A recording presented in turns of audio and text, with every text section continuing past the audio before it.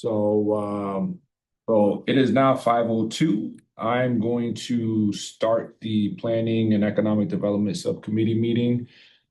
Today, we have folks from the Basketball Hall of Fame. I'll have them introduce themselves shortly, but I want to make sure I acknowledge my colleagues on the council, Councilor Hurst, who is part of the Planning and Eco Dev Subcommittee, as well as Councilor LeVar Click Bruce, who's also online. And yeah, I think just to kind of pre-start, obviously we have John DeLeva here, President and CEO of the Basketball Hall of Fame, or should I say Naismith Basketball Memorial Hall of Fame.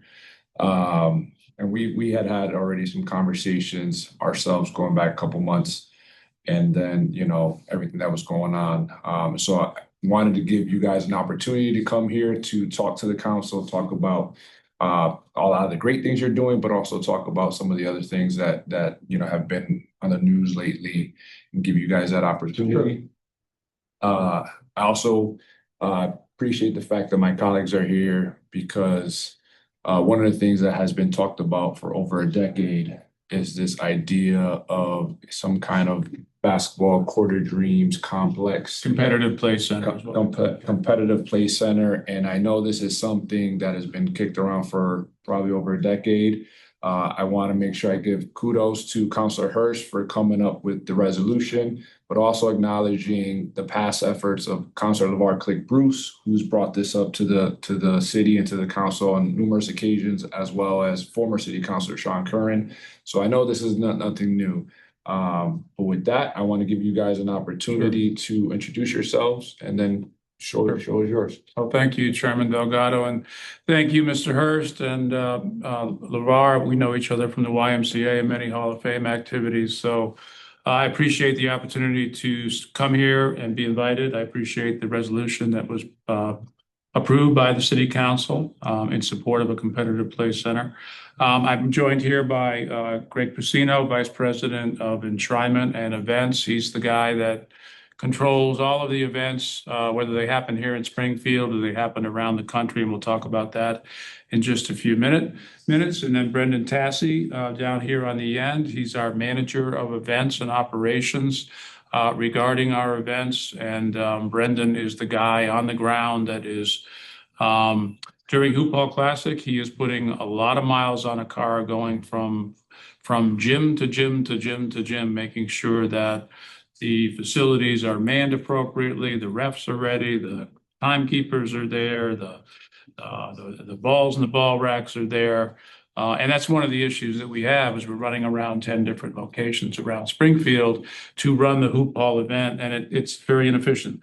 What we've done is prepared a presentation, and I apologize, gentlemen, that those of you on Zoom are not going to be able to see this, but we can share this with you and try to explain it as much as we can verbally. But what it does, and let me give you one, Mr. Chairman, so you can follow through with us, and we will send this to you, Brendan, electronically, if you would.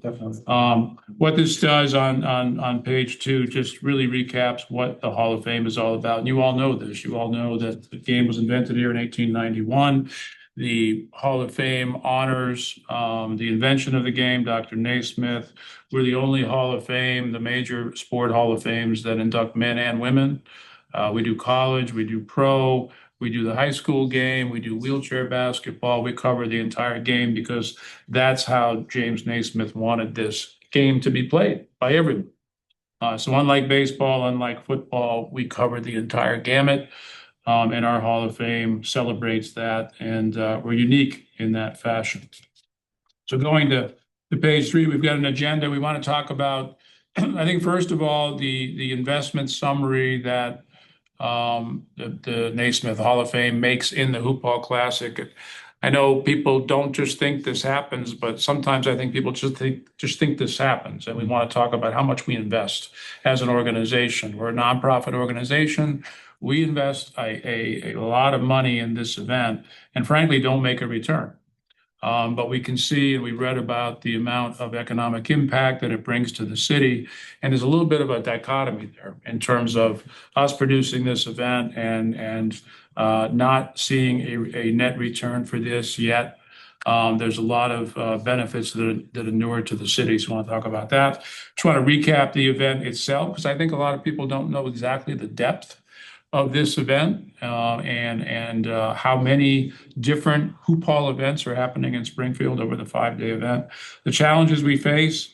Addressing the short term, I think we're going to be without a competitive play center in the short term. I think what we have to do is elevate the event itself in terms of hospitality, in terms of people arriving, whether they're players, whether they're coaches, whether they're the parents, fans, the media. The media is very important. We've got so many media outlets and hundreds of millions of media impressions that come back to Springfield, Massachusetts.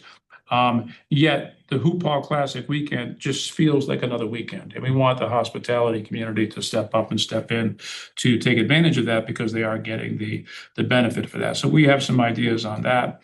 The impact of a competitive play center, we have numbers that you may or may not have seen before, but these are all over the country. They are an economic driver. They typically are a public-private partnership. These really, I mean, it drives hotel rooms, it drives traffic. This would not just be a center that would service Hoop Hall Classic. This is a 45 weekend, summertime kind of driver of games, whether they be volleyball, basketball, cheer, whatever they might be. It can really be a focus of basically what's bringing high-end conventions to the city. Every weekend during the school year and during the summertime. So it kind of sets it up. And then we'll just talk about next steps and discussion. So I'm going to turn it over to Greg Sino in just a minute because Greg is the guy that runs the Hoop Hall Classic with great people like Brendan and others at our facility. I know many of you are young on this call. I want to just take you through history about why the Hoop Hall Classic was invented back in 2001. And back in 2001, the Hall of Fame was economically challenged. Dave Elkins, the guy that worked for us, he came from UMass and he did the Hagus Hoopla, which was a 3-on-3 up there. And he had a vision that we could do a high school event using mostly city and somewhat regional teams and maybe earn $5,000 or $10,000 to help pay last month's electric bill. That's how dire the Hall of Fame was. And I will say, when I received the keys to the new Hall of Fame in 2002, grand opening day, people might know this, people might not. We were $16 million in debt. We had no money in the bank.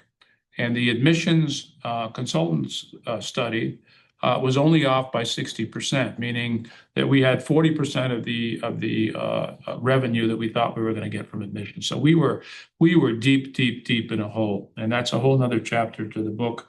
But we're not going to talk about that right now. But generally, with the Hoop Hall Classic, it started as a way to generate some funds for the Hall of Fame. So fast forward to today, people should know that we invest $900,000 in producing this event. We're about a $12 million top line business, again, a nonprofit. That's a lot of money to invest in this business. We earn most of that back. I would say historically we have netted to the positive between $0 and $65,000. We've lost money before, bad weather, other issues that might come up, but we're investing $900,000 in this, and that does not take people time into account. So if I take the allocation of these two gentlemen and the other 6 or 7 people that are dedicating a good percentage of their time to Hoop Hall Classic, we would be in the $1.1 million total investment in Hoop Hall, and we would be losing money on this event. Now, we're not complaining about that, and we want to find ways to improve upon that. But again, I just want the dichotomy between the economic impact to the hospitality community and the city and the Hall of Fame is a little bit separated. So I think it's important that people understand, and I think the mayor even said that he learned something, and he admitted that next time I saw him at the pancake breakfast, he said, what I learned was that you guys spend a lot of money producing this event. I never knew how much it was. So we're kind of laying it out there with this event, right? The next page, page 5, just talks about where the investment goes. Obviously, we're running a huge operation. We're paying for teams to come in, paying their airfare, paying their bus fare, their transportation from the airport, their hotels, their meals, whatever else, the Springfield College infrastructure, the refs. We pay the school system, Greg. We pay them a rent that Dwayne early agrees to in terms of for the janitors and other things. So we have a lot of expenses that we're paying for to produce this event, and it keeps growing, and we just can't say no, right? The venue production that we at Springfield College and at some of the others where there's a high quality experience, marketing, television, media outreach. We have to sometimes supplement the media outreach and pay for that so that we can get the right players here. Hospitality, the experience that we're providing. 12 out of the last 13 number one NBA draft choices have come through hoop ball. Cooper Flagg played here 3 times. So you talk about individuals that have an experience in Springfield, Massachusetts, a positive experience, and hoop ball is it. And we're betting that he's not going to forget that as his career goes along. We're going to say that he's not going to forget that as he maybe retires and becomes a Hall of Famer, and he's going to help the Hall of Fame down the line. So that's kind of our long-term payout. Elena Delle Donne, who's a WNBA star, she played at University of Delaware. She is the first individual. She's in our class of 2026. She's the first individual that played in hoop ball and now has come full circle and will be a Hall of Famer. That's pretty cool, So, and we got security, staffing, on-site support. That $900,000 adds up very quickly. It's a great branding effort for the Hall of Fame. And we do have these touch points with these major players in basketball. But at the end of the day, when we look at the P&L, we are a little upside down. John, So I think it's important that folks recognize that. I don't know if this is proprietary, but is there like a split up of that 900,000 within these 6? Yeah, we could break that down. I would be curious to. Yeah, we can share that with you. I would have that be somewhat confidential, but Greg can produce those numbers. And then I'm going to turn it over to Greg to talk about the Hoop Ball Classic. But one thing I do want to, and I'm going to hold it up to the camera, I know you can't see it, and I apologize. I want to make sure everybody understands that we do many, many events that are outside of Springfield. We do collegiate events. We've done them in LA, we've done them in San Francisco, Las Vegas, Phoenix. I'm looking at the map here. We're in Charlotte. We're in Atlanta. We have a number of events that one are good for branding for the Naismith Hall of Fame because that's our outreach. Not everybody is going to get to Springfield, Massachusetts. That's a touch point. But each one of these events produces a net amount of money that comes back to the Basketball Hall of Fame. These are important, these events, because this helps us produce a net revenue flow. So when I look at that roof over there that's 30 years old, when I look at that parking lot over there that's 30 years old, these events are driving income into the Basketball Hall of Fame that we're going to reinvest into the museum. We don't have a Swiss bank account or anything. It comes back to the Hall of Fame, and we're making those investments. You can see the property. The property is very well kept. You know that we invested $25 million in exhibitry in 2021 and 22. You know that we put new lighting on the Hall of Fame. So we're making those kinds of investments, but that money can't come from admissions. It just can't come from admissions. We can't make enough money in admissions to support the business. So we have other events like this around the country that support it. So with that, Greg, unless there are any questions, gentlemen, on the. Yeah, let me, I just want to acknowledge also we have Counselor Victor Davila that's joined us. Thank you, Counselor. Do any of my colleagues have any questions so far? Hearing none, I will let Greg keep going. I'm sure you'll get a bunch of questions at the end. Sure. So Greg Pacino, why don't you talk a little bit on page 7 for you, Mr. Chairman. Again, we'll distribute this electronically to the group here, but go ahead. Yes, thanks everybody for the time today. And as John mentioned, like the intention of Hoop Hall by nature is a connection to the future of the game and bringing people to Springfield. And the reason why, like, obviously every cost is on the rise, but it's the goal is to be the best of the best. Like that's what is part of our mission, is to celebrate and promote the game at all levels, all around the world, and be the best of the best. So the reason why we continue to invest in additional elements to Hoop Ball Weekend, whether that be ancillary events, teams, players, television, is to ensure that the Hall of Fame remains at the top of the pyramid relative to this type of event. And we were talking earlier today, there's a lot of these events around the country. I was going to ask you. But there's not an event like this because it's wrapped around the Hall of Fame and teams at the highest level and players at the highest level. This is a brand that had an ecosystem of high school players who are going to go on to that next level and the level beyond that. This is a destination that they tell their coach that we need to play at. So it's very differentiated. As Greg said, it has to be at the highest level to have the Hoop Hall moniker to it. And that's why, that's why we work so hard and spend so much money to produce this event. We could cut back and you start to see the decline of Hoop Hall Classic, and all of a sudden we're not the best tournament anymore. Top one. We are the best tournament.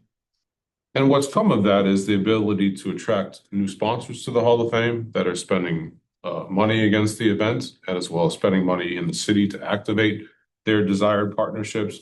When the players want to be here, you're going to get the best of from them. And Hoop Hall does that to the high school ecosystem and continues to do that every day. Obviously, it's the high school space is ultra competitive at all levels. But certainly at the top, when these kids and players have NIL opportunities and agents and academies to pursue, coming to Hoop Hall is part of their desire. And that's something that we can be proud of. And they're all coming to Springfield to do that. And your stat here produced over 150 NBA and WNBA players. The next page is a collage of some of those biggest names.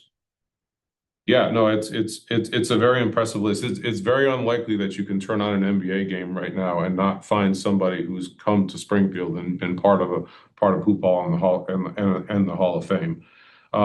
Whether it be Cooper Flagg or Kyrie or Donovan Mitchell or Anthony Edwards, I mean, this is the future of the game at our fingertips.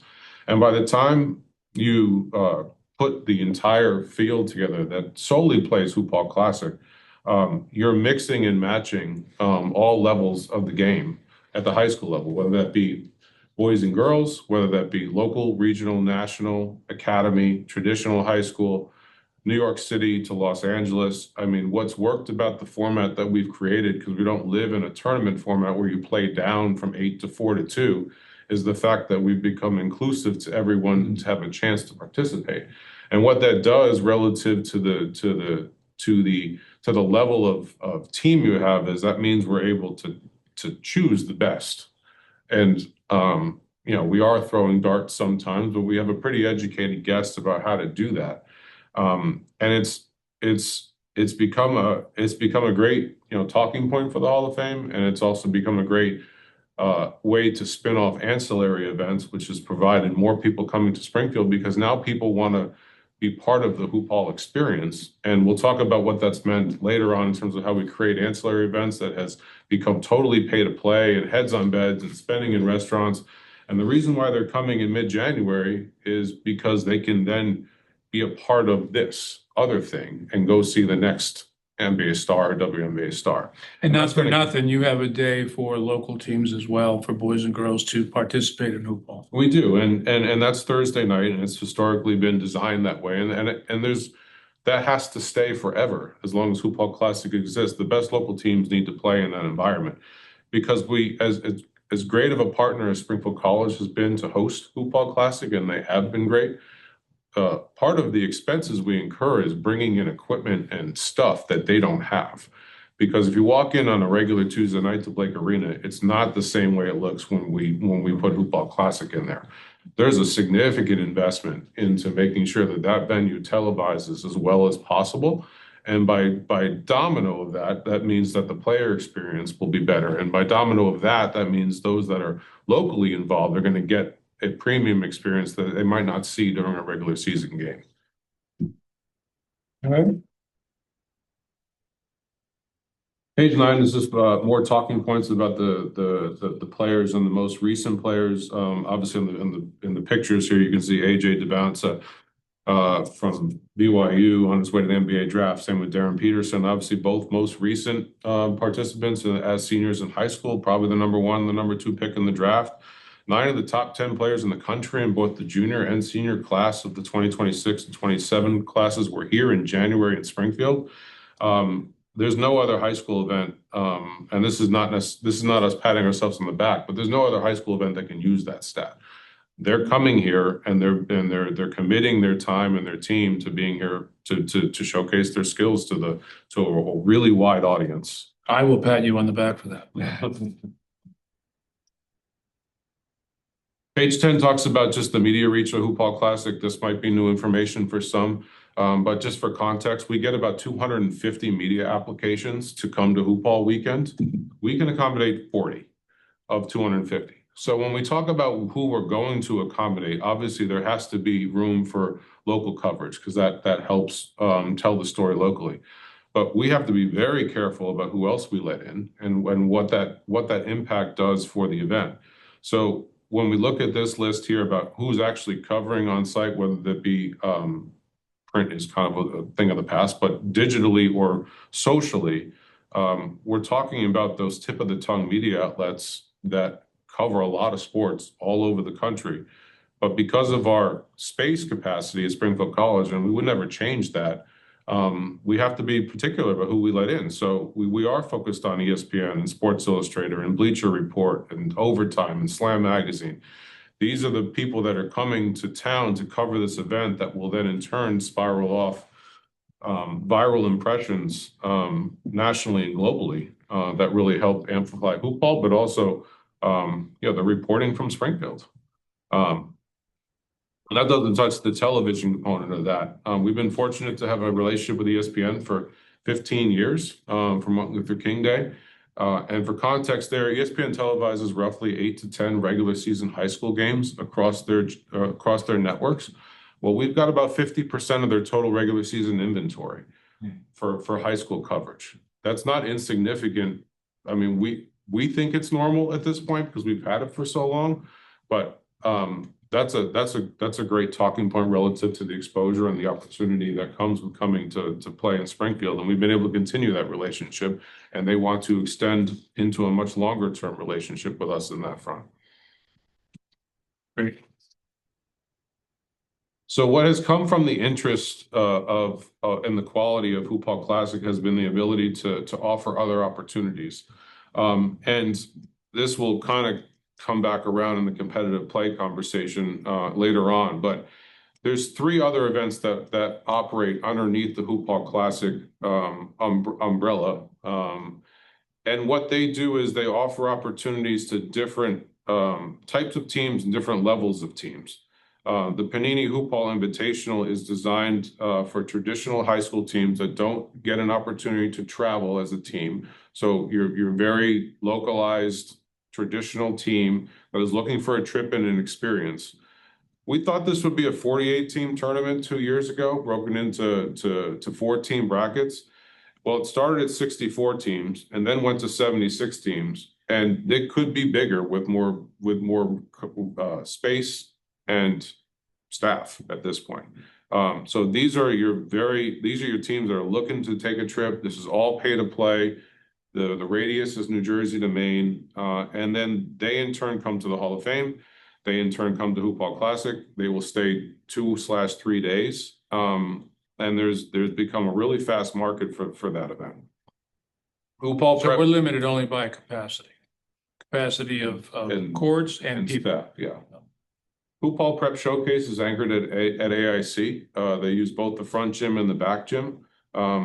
That is designed for postgraduate teams from around the country to come in and compete.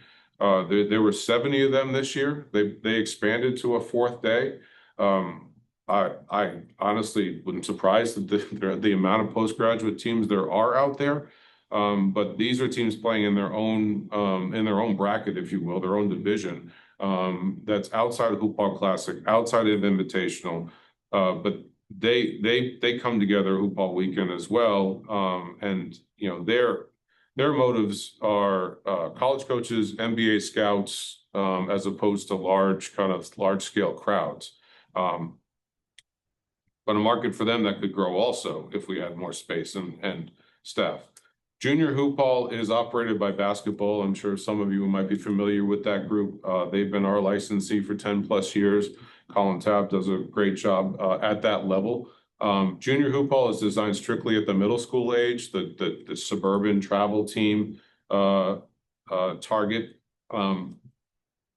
That for sure is a number that would grow. But again, by the time you take away the facilities that other hoop ball stuff needs, plus the other routine activities that just happen, right? There's other sports happening in town. Yeah. There's other needs for space.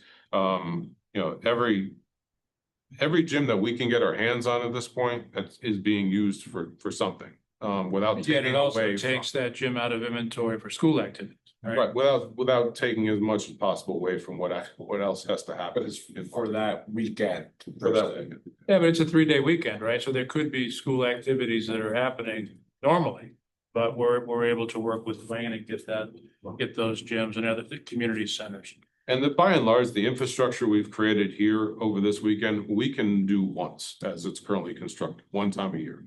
We're pulling a lot of, whether it be personnel, outside agencies, gyms, teams. We have the current capacity for a number of reasons to do this type of event one time a year as it currently sits today. But you can see though, like if the building they will come kind of theory holds true here, because Hoop Ball Classic has become so popular that all these other things exist because Hoop Ball Classic is something to come to and be seen. And we'll talk about ticket sales numbers in a minute, what that radius looks like, because that also is a telling stat. Page 12 starts to talk about economic impact. These numbers were sourced via the CVB and our own internal calculation. We'll also talk about hotel radius in a minute too, in terms of where the range of people are staying from. $11 million, frankly, is soft because what that does not include is those that are fans coming to attend Hoop Ball or Hoop Ball Weekend. And for context there, 85% of our ticket sales for Hoop Ball Classic comes from outside the 413. I was going to ask that. That is not included in the $11 million economic impact number. So 85% of people, and that radius is 35 states, is non-local people attending Hoop Ball Classic by itself. How many states did you say? 35. So if you were fast forwarding to a competitive play center, you could conclude that people willing to travel to Springfield to be a part of a Hall of Fame or a Hoop Ball event. And ultimately, I mean, we would look if there was a competitive play center that was professionally run and of the right size of having it associated with the Hoop Ball brand on a year-round basis. For sure. And to that point, John, I mean, we get inbound calls to do more. For example, the thing that was announced 2 days ago that's going to be at the Mass Mutual Center in June. That was a relationship that was formed out of someone that comes to Hoop Ball every year, and they scouted Mass Mutual Center on their own, and they chose Springfield as a destination because of where the Hall of Fame is. Their vision is a world championship for middle school, a la the Little League World Series for basketball. Does Councilman Yeah, Bruce have a question? I was going to let Greg finish, but Okay. I don't know who was first, so I'll jump with Councilor Hurst, followed by Councilor Clint Bruce. And you're muted, in case you don't know. Councilor Hurst, floor is yours. I'm sorry, I apologize. Was trying to get my son to practice here, speaking of basketball. I have a number of questions. One, I appreciate everything that you all are telling us. I appreciate, getting the insides of what it takes and what goes into Hoop Hall as well as the Basketball Hall of Fame. I think it's obvious that, You all are doing an amazing job. In fact, my kids have played in the Hoop Hall Classic for the court for a number of years, and also for the ballers as well. So I appreciate the work that you all do. I guess, you know, it, you all have been growing pretty quickly. Uh, you've been growing pretty quickly. And so the issues that we're running into, these are not new issues, right? These are issues that have been probably progressively getting worse, or more difficult, I would say, for the past 5 to 10 years. Why are we just now talking about this now? We know we want you here. We know we want to do everything to keep you here. But the idea that we're having these conversations now, for me, doesn't make sense. And I also, I don't know what sports complex you could possibly build to suit the number, the type of growth that you're talking about. I mean, even when I go to Boston, like, you're traveling to a variety of different areas, just to house, a single tournament. And so, I guess I would wonder, one, how did we get here?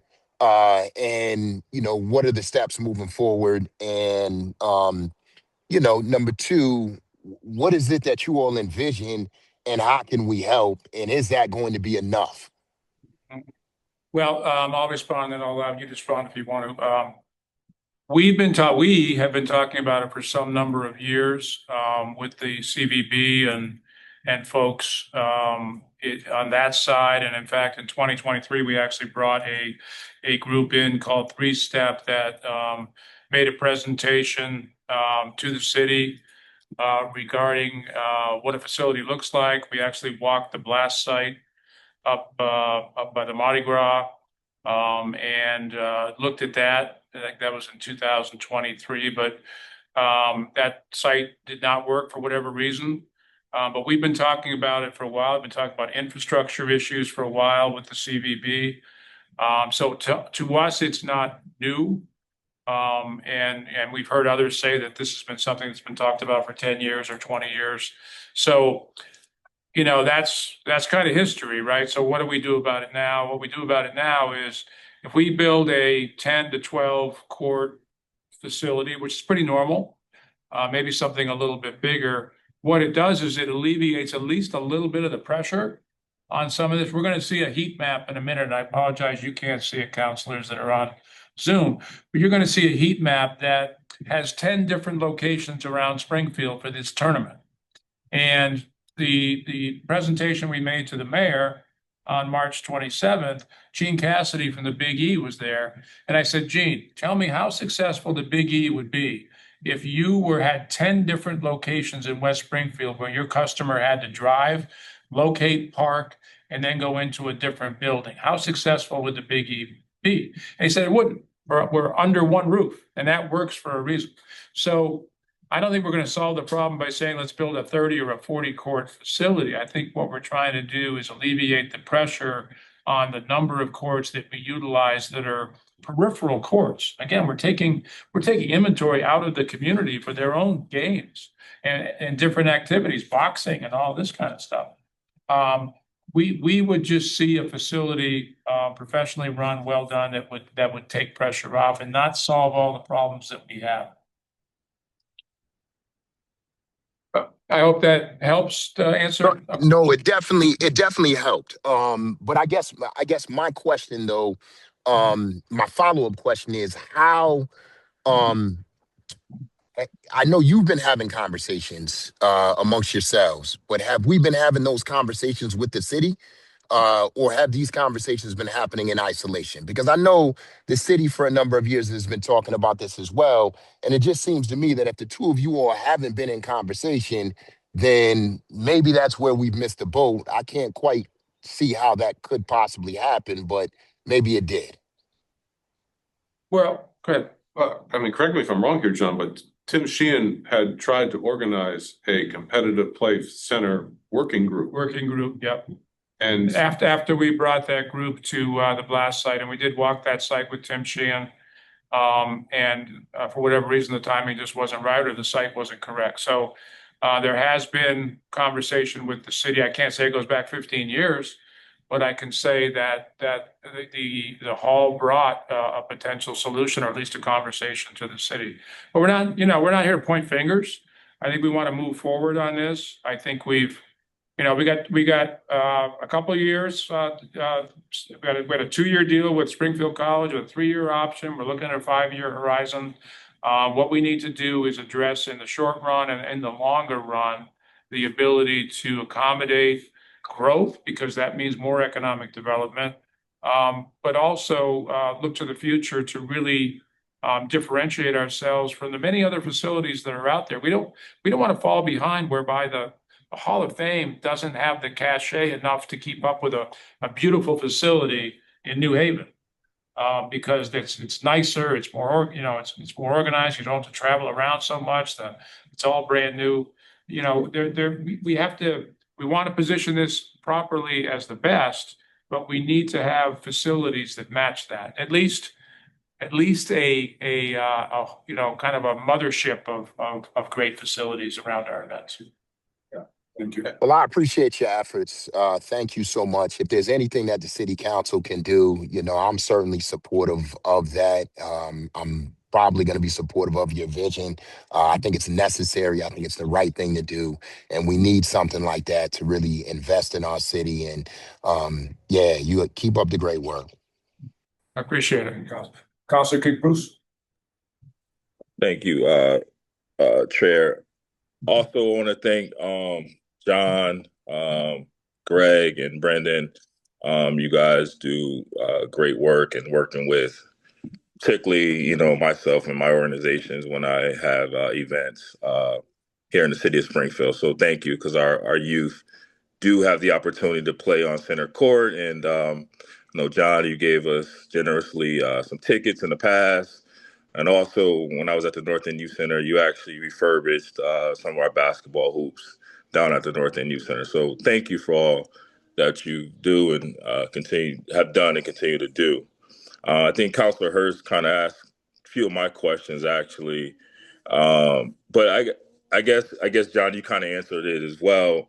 So my first question would have been, are you guys, because I wasn't clear, are you guys looking to leave Springfield or just looking to expand? But I guess you just answered it when you said you signed a 2 to 3 year contract with Springfield College.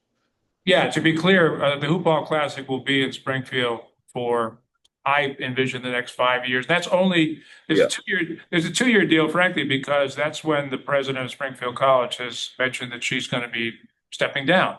Yeah. Now, the next president of Springfield College, this would be a problem for us. The next president of Springfield College, and we know what pressure the colleges are under budget-wise. So, that's something that we have to work on as well. But we tied it to her time, and we'll have to talk to the new president. But for 5 years, we're here. But from a longer vision standpoint, we want this event to be here. It's important that it be co-located with the Hall of Fame.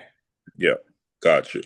So that's not really the issue. The issue is, okay, how do we accommodate all of these teams that we have, and how do we grow to the factor of, I don't know, 25, 50% more? I think there's those kind of numbers and demand out there. We can address it, but if we can't address it, we've missed the opportunity. No, understood. And I've been a staunch advocate for a play center, sports complex, however you want to phrase it. Trust me, I traveled with a lot of my teens, a lot of my kids growing up here and going out. And it's a shame that we don't have one here in the city of Springfield. So I'm always going to be a big advocate. And I also was on that committee that Tim Sheehan had formed initially with exploring the possibility of having one here in the city of Springfield. So I think I think we need to pick this back up. I think it's very important that we just not talk about it, really be about. I'm not talking directly to you, John, or your team, but I'm saying we, as a city council, the administration, all of us need to get together and try to figure this out, because, again, we're falling behind for sure. So I just wanted to say that comment. And then another comment to you, Greg, man. you have a city councilor who's a coach who hasn't played in the hoop hall, so you figure out who that is. But I just want to throw that out there. But that was it. Did you have a good experience? No, he didn't play. I haven't. I haven't played and I haven't coached in a hoop hall yet. So. Oh, okay. I hear what you're saying. Okay. It takes me a minute sometimes. Nah. But thank you for all you do. Counselor Hurst asked some of my questions I was going to ask. And again, we're here to support anything that we can do, John, from your team, man. We really want to see this happen in the city. It's very, very crucial. Trust me. We hear it when we're out in the community. A lot of our coaches, a lot of our parents are dying for a sports complex here in the city of Springfield. And I just think that we need to get creative, however, whatever it takes to make sure it's done, man. Those are my comments. And again, thank you for all you all do. Thank you. Yeah, sure. Thank you, Counselor. I have questions, but I'm going to wait because I know you guys still have some more slides. So, and I would say that, one of the biggest, if not the biggest differentiating point for Springfield, Massachusetts is the birthplace of basketball. And that is the core opportunity here. How do we, not only how do we have more tournaments, but how do we work as a community, as a hospitality community to provide great hospitality for these folks, but also build, the number of people coming to Springfield and raising the profile of Springfield. So that's an opportunity for another time. But this really is a tentpole opportunity for the city. Just really quickly, Mr. Chair, yes. if I might, just a quick question. I forgot to acknowledge Councilor Clay Bruce. Appreciate you and all of the work that you've done on this. You and I have had a number of conversations around these sports complexes as I'm headed out to Pittsburgh tomorrow to go to another one from my son. But definitely, John, use us as the battering ram if you have to. Certainly all of us on the city council are in full support of this, and whatever we can do, we will do. My question to you, though, is the Mass Mutual Center. It seems to me like the Mass Mutual Center is certainly underutilized, if not utilized at all during this time. I've heard that come up a lot. Is that not feasible? And if not, why not? Take that? Sure. Well, the Mass Mutual Center has historically, on the convention center side, been unavailable for two reasons. Historically, there has been, I'm going to say monster trucks, but it might not be monster trucks. There's been a monster truck show on the arena side, and there's been some storage needs. That's trucks, apparently. And if it's not monster trucks, it's bull riding. It's something like that. The second thing is there's the annual city MLK event that is in the building. And apparently that requires a load-in day in the convention center. So we have asked the Mass Mutual Center multiple times for use in the convention center. Over the years, that has not worked out because we do need 3 to 4 days to add something of substance to it. Coincidentally, the Mass Mutual Center is now available next January. And we do have a plan to put something in there. It won't be Hoop Hall. Hoop Hall will stay at Springfield College. But we have another opportunity with Nike to bring another tournament to town that's unrelated to any of this data that we would plan to populate into the Mass Mutual Center. So yet more travelers to Springfield teams with a fistful of money. Correct. All of that stuff would have been good to know, a few years back. I mean, I just can't imagine that folks in the executive office were not pushing Mass Mutual to free that day up. I mean, maybe they needed the data that you're presenting to us. But that perplexes me. Thank you. And I think the arena relative to what we're doing in the high school space is too big, right? And they have the hockey commitments, right? Because there's something about,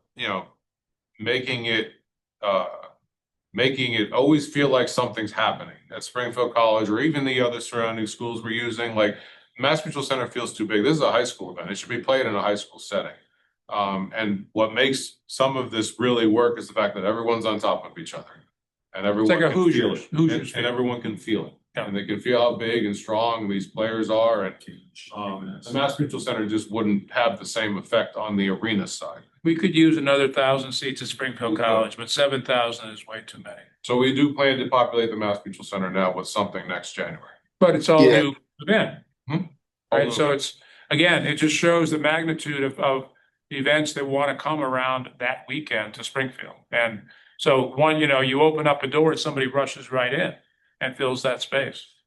Yeah, but you could also have a lot of these spin-off tournaments at the Mass Mutual Center with a million gyms there for folks to set up or do something like you're thinking about with respect to Nike. So the fact that it's available this coming January is good to know. And again, appreciate you guys' work and innovativeness. Thank you. Sorry, Mr. Chair. That's the first time in how many years? Forever? Oh, 10 years at least. Yeah. Yeah. Is that like a date, your date, or is that like other people's dates that have shifted, or is it just somebody did a rebook? I think something got rescheduled, I believe. But one of the dominoes of doing more is this hotel chart that we're going to show in a minute too. Which my guess is that probably surprised the mayor also in terms of ratings. So let's go through quickly the challenges we currently face. I think, we talked a little bit about this. We talked about that we've got 10 facilities, 10 gymnasiums. Springfield College is the hub, but we've got 10 gymnasiums around the city. You've got my staff running around to each one of these gyms to making sure that each game starts on time, has refs, has timekeepers, shot clocks working. And they go on to the next facility and make sure the same thing happens.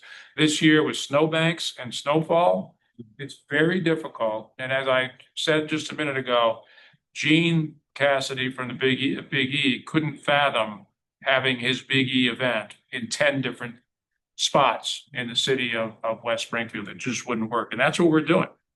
Greg has a chart here on hotel costs. Our hotel costs have risen since 2024, 35%. And we pay for those hotel rooms. And to have the fact of the matter is that the hotels are full over ML King weekend because of Football Classic. And we're almost being penalized ourselves because of our success. So when the hotels are full, they think the prices can go up. But wait a minute, that's all of our people. That's our event, right? So we battle that 35% price increase. And again, we're spending $900,000 of cash to produce this event. So that's difficult for us. The proximity of the hotel rooms to the facilities, people got to jump in a car, like I said, and they've got to maneuver their way around Springfield, snowbanks and snowfall. We had this year. It happens all the time for hoopball. We get weather. That's difficulty. Transportation. If anybody ever says that we've got buses from outside of the community, it's correct, because the buses inside the community are used now for long haul, meaning trips between Boston and New York and Boston and other events. So we have to use transportation vendors from Connecticut, and that's just the way it is. And I think Peter Pan understands that and acknowledges that. And I think the real opportunity in the short run, because we're not going to get a competitive play center, is rallying the community and specifically the hospitality community around celebrating the fact that this hoop hall weekend is something. This is the epicenter of basketball globally. I mean, you got NBA games and you've got college games, but this is where everybody's attention is focused. We own it. So it's important to recognize that. Yeah, I think the depth of a visitor too. I mean, John just said it, but like if you pull together all the different entities that are coming to Springfield, it does become a little bit of a melting pot of the sport. And we feel that when we go to other basketball events around the country, you can feel it when everyone comes together. This has that feel to it too. So whether you're talking about NBA personnel, college coaches, agents, media members, USA Basketball, the NCAA, sponsors that are activating NIL deals in town, like it all kind of bubbles together, and you can feel it when you go into the industry when those things happen, and that's what this has become. People call it a pilgrimage. to Springfield for whatever reason. But it does kind of have that feel to it. And we just to echo on the point on the hotel side, we were on with the Marriott yesterday, and we were discussing the contract for the rooms that we're going to cover. And the feedback was, well, I can only do but so much with the rate because it's a bad time of the year for hotel business. So when Isn't it a slow period? that's what, correct. So therefore, when there's a lot of business, she has to adjust the rate up. But the domino of that is that those rise our costs. And if we save money some places, we could even choose to reinvest it in other things. Either more teams, more venues, more gear, more something. Because the other part of it is that we are staffing this. I mean, even LeVar at your school, when we use Duggan, like we're using all the site supervisors, all the scorekeepers in town, all the janitors in town. Everyone that's normally working a Duggan Academy game is being offered to work these games. Same with SciTech, same with Putnam, same with Central, same with Savage, same with Springfield College. So we're hiring an abundance of other people that are reaping, you know, the benefit of working hoop ball by choice, but it is definitely a big effort. Counselor Kick Bruce, I see your hand up. Yeah, quickly, Chair, can I make a suggestion to you, Councilor Delgado, I'm hearing what they're saying regarding the hospitality committee and the hotels. Maybe we get Tim Sheehan and some folks from hospitality and the hotel community to come in and make a plea to them to work with the Basketball Hall of Fame, especially that weekend. We want to make sure that, first of all, they're staying here, and obviously we want to make sure that they're making their money. However, they should be able to work with our tournament here. Like you just said, they're full because of this tournament. So it behooves me to have them being price gouged is what I'm hearing. So I think we need to have a discussion with them to see what their thought process is, because we can't have this.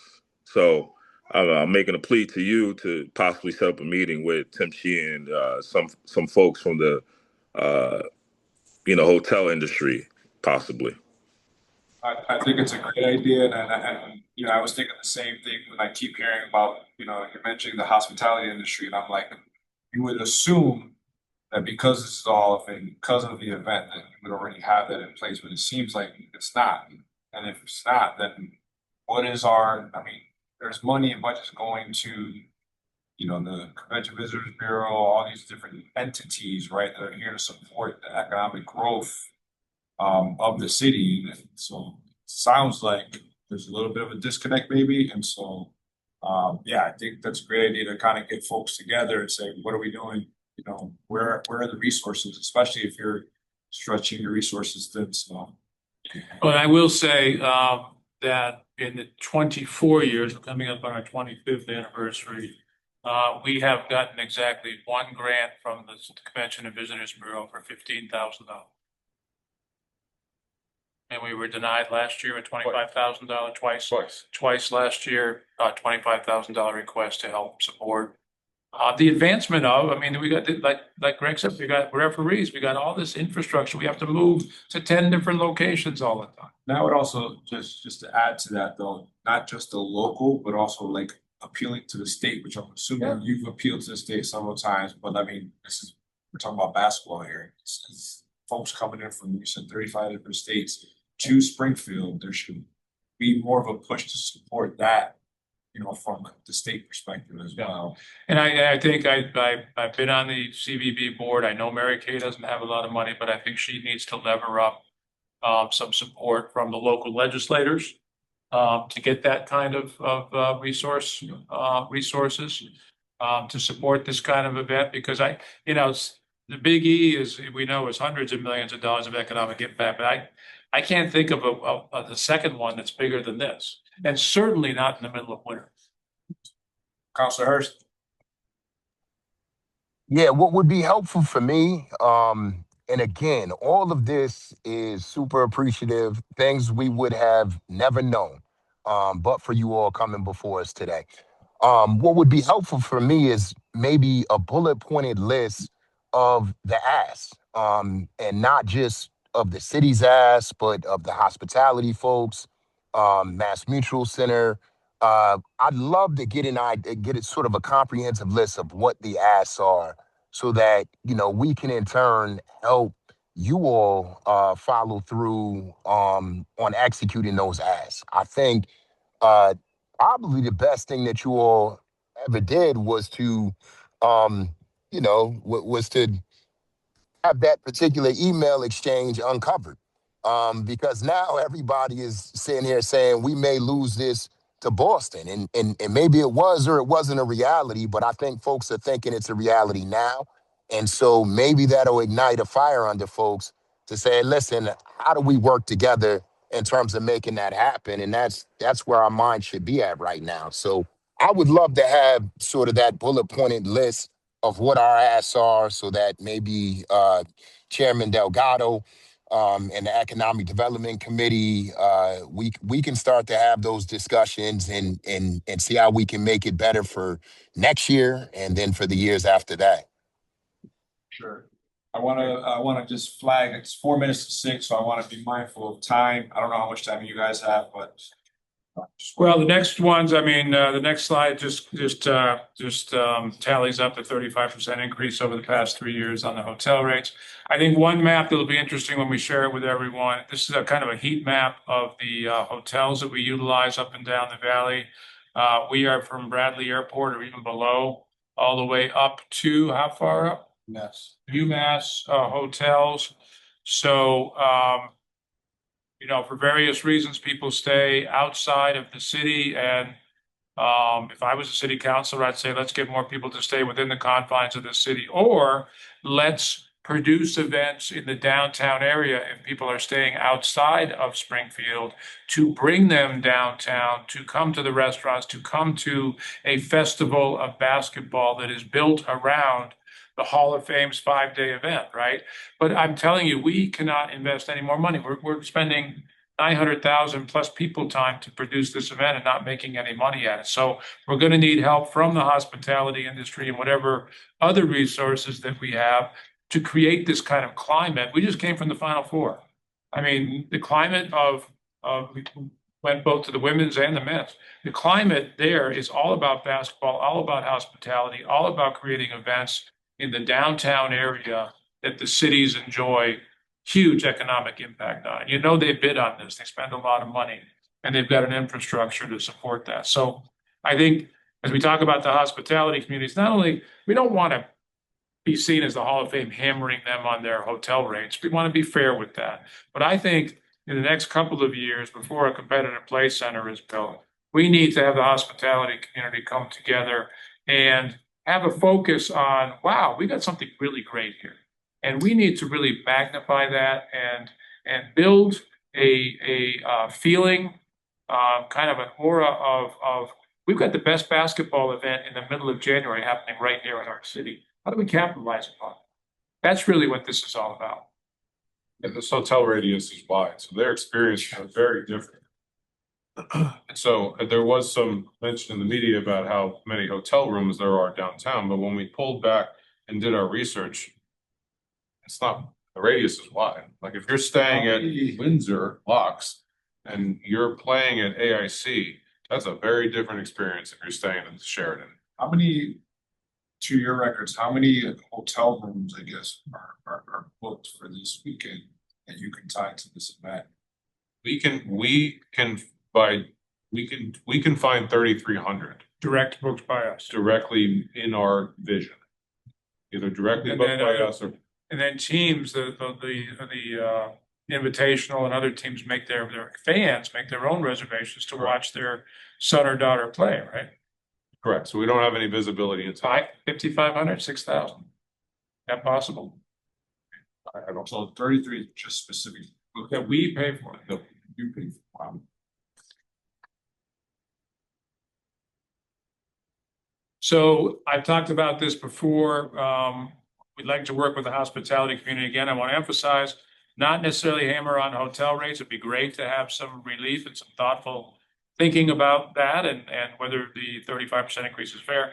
But I would like to see an investment into the experience for people that are coming into our community. And having this be not only a place where players want to play, because they're going to be on TV and they know that John Calipari or Gino Auriemma is watching them play, but a place where they're going to have even fans can look forward to coming year after year and just having, like I said, a festival of basketball. Let's get some music. Let's get some other events that are happening. Let's celebrate what the city has and take all these people that are coming in from outside the 413 and show them a great time wrapped around basketball. Councilor Bruce, got your hand still up from before? Yeah. Or? No, I just want to say, John, yes. Please, I thank you for saying that. And like Councilor Hurst said, I'm glad we're having this discussion because, man, I'm getting a different perspective from you and hearing it. And it's always good to hear from the person. So I'm always a staunch believer of that. So thank you for sharing that. Now I have a better understanding on where my efforts can be. Because I really want to see, I don't want to see this leave. And I'm going to stop talking because this is something that our kids look forward to every year. Even if they're not playing in it, they want to make sure, like, they ask me, hey, coach, can I get tickets to go see, Cooper Flag play or whatever? So it's a great experience and don't want to see it go. I don't want to be on the council to be that representation that, possibly this went. So we're going to do whatever we can to make sure that doesn't happen. And if that's, doing whatever we have to do, showing up every month, every week, every minute, every hour, I'm going to do my damnest hardest to make sure hoop ball stays here, and you're going to get a gallant effort from me for sure to make sure that we're going to do everything we can do to make sure that we improve on hospitality, improve on hotels, and like Councilor Hurst said, give us a bullet list. But those two things are standing out to me, and I agree. I couldn't agree with you more. Even with just having an experience, because that's what's key. And that's I'm just moved right now, and I'm getting a little emotional, so I'm going to stop talking. But thank you for saying that, and I look forward to working with you all. And that festival of basketball is not only for people that are coming here for hoop ball, but that's for citizens in Springfield, right? So that's something that they can all come down and celebrate. And I don't have a vision necessarily for what the festival of basketball looks like. There's going to be a lot of events that are available and affordable or free for local residents. We should be celebrating the hoop ball as a community event, not just for people coming in from out of town and worrying about economic development. And the next few slides are about the competitive play center. Out of respect for time, we have, and we're going to share this with you, but it just tells you how positive a competitive play center could be for a community. Sports tourism. It sounds like you both have kids, and you're both taking them all over the Northeast, playing different sports. You know that you're not afraid to spend money. You know you're not afraid to make a hotel room. You know you're not afraid to go out for a nice meal. That's what we want people coming to Springfield for, right? And we've got that magnet. We've got that draw. So we've got the numbers that support a competitive play center in this community. We think it would work. We think it's a public-private partnership. Where that comes from. We were on the phone yesterday with a competitive play consultant. The only way it works is a public-private partnership. I'm not saying it has to be city money, but if the state and a private investor wants to come in and make an investment, private investor, it doesn't pencil. With public money, it pencils because of the economic spin-off. With a professional operator. Yes, and that's so important that if a facility is built, it has to be decided from day one before the shovel goes in the ground. This facility is going to hire a professional operator that knows how to run the business, knows how to recruit the teams, that has the contacts, that knows what other businesses are out there to fill the soft times, that knows how to generate revenue from other resources, so it's constantly churning some cash. And the size of the facility matters too. Like I'm sure a couple of people have been to facilities that are just too big. The overhead is too high. There's too much downtime on the programming schedule. So like if you're going to Spooky Nook, which my guess is could be where you're headed in Pittsburgh, or maybe not, but that facility is too big. Those numbers are not penciling out. It will look great when you walk in there, but that place is too big. It's the overhead's too high. Is that where you're going, Justin? No, I've been to Spooky Nook a number of times. I don't know where they're playing at in Pittsburgh. I've never been there before, and I'm mad I have to go. So I'm almost hopeful it doesn't pencil out for him. It's not penciling out for me. I can tell you that much.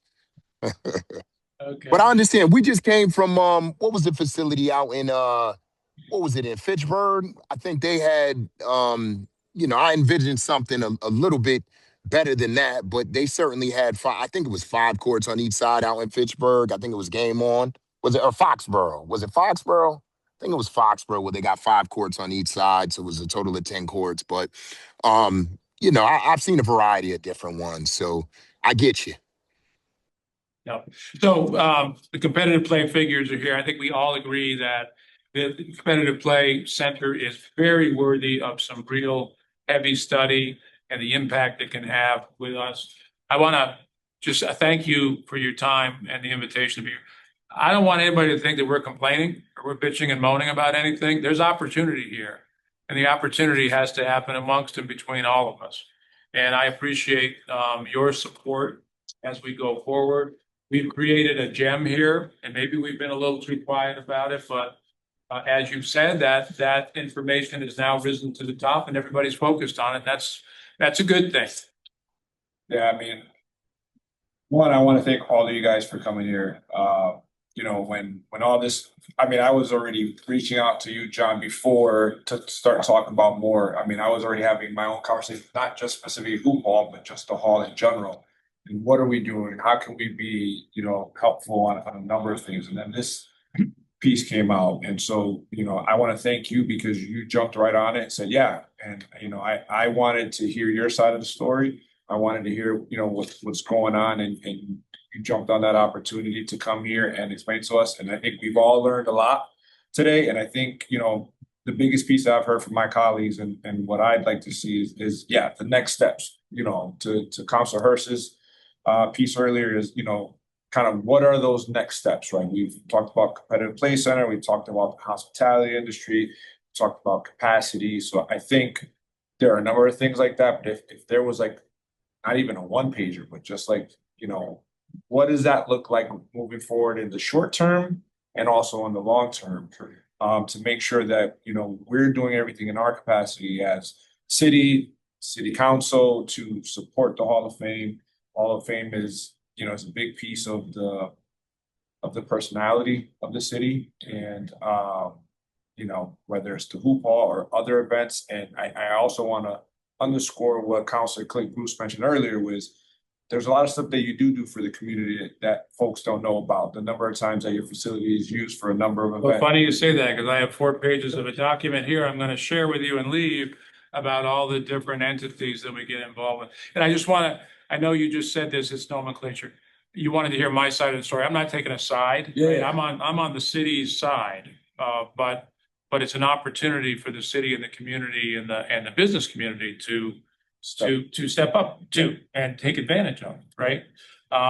So we're not for somebody or against somebody. What we are for is maximizing this opportunity, which is going to stay in Springfield. So that's very clear. If it's all at all confusing, it's not. It's going to stay in Springfield. Now, where do we take it from here? Correct. And I think that's what it is the next step. So if you guys have digital copies of these, you're happy to share it. Yeah, I'd love to share it with the rest of the counselors so they can, I mean, this will be recorded as well, so they can see that. But I think, them having this, I think really puts some context into everything and understanding, some of the limitations, or challenges. I like to see them as opportunities. Yeah. So, but with that, gentlemen, are there any more questions from your end? Just want to apologize publicly. I was super critical of you, Mr. DeLeva, and certainly didn't have the information that I have now.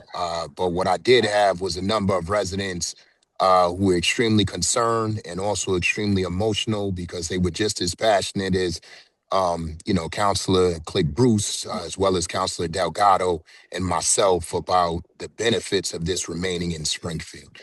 So to hear this perspective just allows me to go into the community with a different light, and one certainly around collaboration. Knew it was definitely going to be something that was going to be missed in the city of Springfield, and we just don't have enough already. And so to lose something as significant as this would be catastrophic for the city of Springfield. So again, my apologies, and now I get to spread a different message. Okay. Well, I didn't know that you were that critical of me because there was so much other static out there. So you got away with that, but I appreciate you saying that. That's good to know. And with that, yeah, I think call it a wrap. Thank you so much. Thank you, guys. Thank you. Appreciate you, Mr. Chair.